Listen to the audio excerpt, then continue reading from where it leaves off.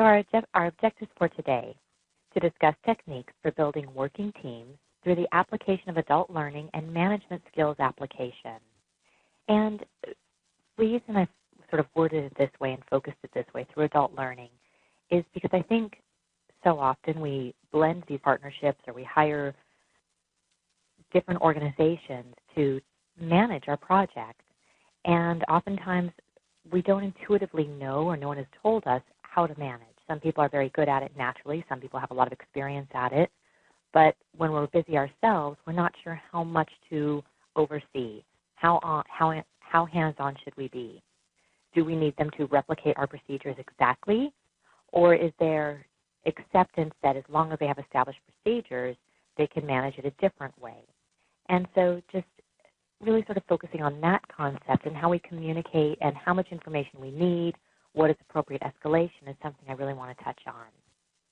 And then our second point is determine communication and escalation pathways for outsourced providers. Then identify tools for managing and solving partnership problems through root cause analysis and practical applications of solutions. And this one is actually, it's certainly been one of the topics in this course now once we published it in the catalog, but it's especially timely as E6, so ICH-GCP E6, is being I won't say rewritten, but it's being modified. So currently the draft is being circulated for comments. The FDA has the draft, and the European Medicines Agency is circulating it as well. But one of the bullet points they've added in there very, very specifically is that it is expected that root cause analysis is done to solve problems. So it's something that we should have been doing all along when there's a problem with a vendor or a problem with a site. That again, we should be looking at what is the source of the problem before we try to apply a solution. But it's going to now be something that can be enforced in a regulatory fashion now, is that we actually will need to have documented evidence of doing root cause analysis, that will be a regulatory expectation moving forward. And ICH-GCP E6 will be finalized or adopted formally next November. So we have a year before that's formally enforceable, but it's something we really need to be thinking about if it's something we haven't been doing already. And then certainly coupled with root cause analysis is CAPA, or corrective and preventative actions.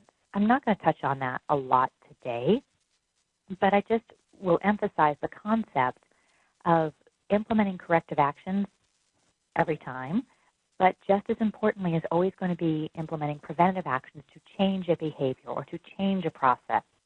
So if we're having issues with a vendor, or we're not getting what we need from them, or there seems to be a lack of follow-up, then the corrective action is to immediately address it, maybe implement some new procedures or pathways, but preventatively, what do we need to do as a vendor to change the behavior in the long term? Do we need to modify our own SOPs? Do we need to have more frequent touch-based sessions? Do we need to have more processes in writing? Do we need to do more co-monitoring or co-management? CAPA, in this context, is something that I'm looking at as a very practical approach and not just something that is a quality assurance-based plan when something goes horribly wrong. Because so many people think of CAPA as just a formalized process. But I really want to emphasize that it's something we need to be doing on a regular basis in real time. And then our last point is to prepare and conduct an end-of-study meeting to best address and apply lessons learned for the future enhancement of partnerships. So what defines a working team? And this really is different for everybody, but it's really something we should define and determine as our partnerships grow or as we outsource more. Certainly our end goal is to have the integrity of the data and safety of the patients verified, regardless of what we're outsourcing. So if we're outsourcing central laboratory or data management or the monitoring, our end goal is to have clean data and to be able to have substantiated information that we can supply to the FDA for approvals on our products. But also in conjunction with that, in order to achieve those goals, what do we need along the way? Do we need success of the project? Yes. But do we also need satisfaction of team members? That's something to really consider. And how do we do that?